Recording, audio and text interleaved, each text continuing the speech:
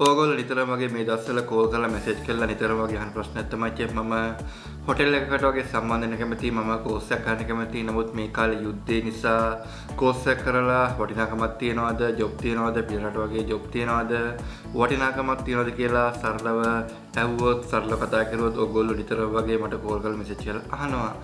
අද මම ඔයගොල්ලන්ට මේ වීඩියෝ එක හරහා සරලව පැහැදිලි කරන්න බලාපොරොත්තු වෙන්නේ මේ කාලේ ඔයා අමාරුවෙන් හරි කෝස් එකක් කරුවොත් ඉදිරි අනාගතයේදී අනිවාර්යයෙන්ම ගොඩක් වටිනවා. මේ වගේ යුද්ධ තව සතියක් දෙකක් වගේ යද්දී ඉවරයි කියලා මම පෞද්ගලික විශ්වාස කරනවා.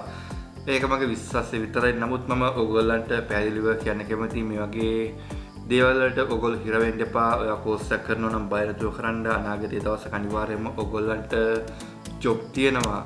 පෞද්ගලික ගත්තොත් මේ කාලේ ටිකක් අමාරුයි තමයි, හැමෝටම අමාරුයි මේ කාලේ.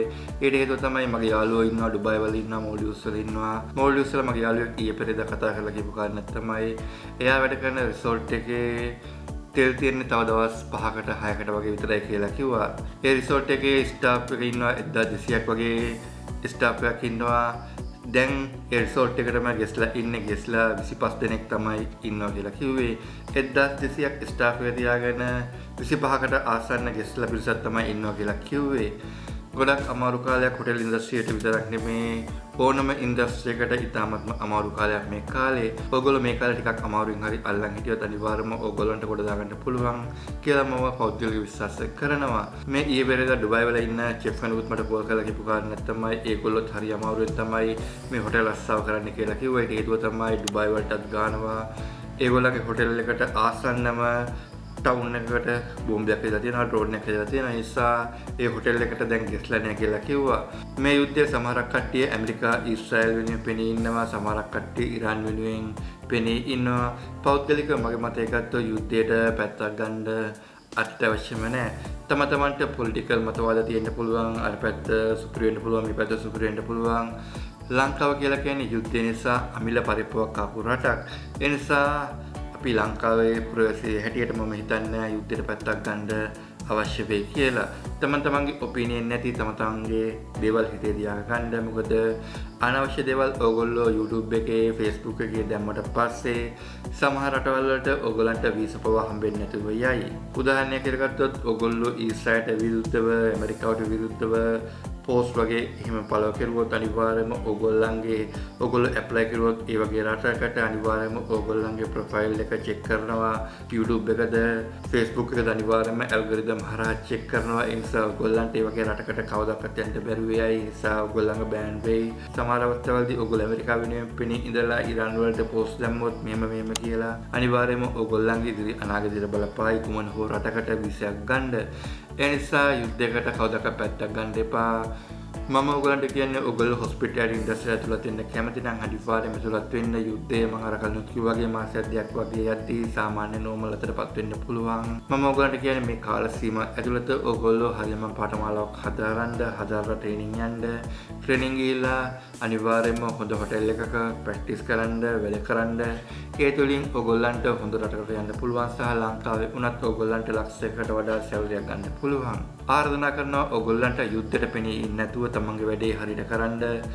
අනිවාර්යයෙන්ම ඔයගොල්ලන්ට හොඳ අනාගතයක් තියෙනවා. මේ වගේ වීඩියෝ එකකට ප්‍රධාන වශයෙන් හිතන කාරණා තමයි පොඩ්ඩක් ඔයගොල්ලන්ට මොටිවේට් කරන්න තමයි මම ඔයගොල්ලන්ට මේ වගේ වීඩියෝ කරන් ආවේ. පුළුවන් තරම් උත්සාහ කරන්න. ඔයා කරන වැඩේ හරියට කරන්න. උදාහරණයක් ගත්තොත් ඔයා චෙෆ් කෙනෙක් නම් චෙෆ්ගේ වැඩේ හරියට කරන්න. අලුත් දෙයක් ඉගෙන ගන්න, හැමතිස්සම කෑමක් හදන්න, රස්තියතු ගගහා ඉන්නේ නැතුව තමන්ගේ වැඩේට ફોකස් කරන්න. ඕගොල්ලන්ට හොඳට ටැලන්ට් එක වගේ තියෙනවා නම් අනිවාර්යයෙන්ම ලෝකෙ කොච්චර ප්‍රශ්න තිබ්බත් කෑම කියලා කියන්නේ මිනිස්සුෙකුට අත්‍යවශ්‍ය සාධකයක්. ඒ නිසා ඕගොල්ලන්ට හරියට කෑම හදන්න පුළුවන් හැකියාව තියෙනවා නම් අනිවාර්යයෙන්ම ලෝකේ ඕන තරම් ඕගොල්ලන්ට රැකියාව අවස්ථා තියෙනවා. මේ මම අර කලින් කිව්වා වගේ මේ යුද්ධ කියලා කියන්නේ මාසයකින් හමාරකින් ඉවර වෙන යුද්ධයක්. නමුත් මාසයකින් හමාරකින් මේ යුද්ධය ඉවර වුණා සයිඩ් ඉෆෙක්ට් අවුරුද්දක් දෙකක් අනිවාර්යයෙන්ම තියෙනවා. ඒ අවුරුද්ද දෙකක් සයිඩ් ඉෆෙක්ට් තිබ්බත් ගෙස්ලා ගමන් කරනවා, කනවා, බොනවා. ඒ නිසා ඔයගොල්ලන්ගේ රස්සාව තමයි හරියට කෑම හදන එක. ඉතුරු ඩිපාර්ට්මන්ට් උත් එහෙමයි, ෆ්‍රන්ට් ඔෆිස් වෙන්න පුළුවන්, FMB වෙන්න පුළුවන්, හවුස් කීපින් වෙන්න පුළුවන්. ඉතුරු ඩිපාර්ට්මන්ට් උත් එහෙමයි අනිවාර්යයෙන්ම ඒවා 100%ක් රන් වෙනවා. මේ කාලය මාසයක් දෙකක් එහාට මෙහාට වුණාට පස්සේ අනිවාර්යයෙන්ම බය නැතුව ඔයගොල්ලෝ කෝස් එකක් කරනවා නම් අනිවාර්යයෙන්ම බය නැතුව කරන්න. ඔයගොල්ලන්ට ලොකු අනාගතයක් තියෙනවා.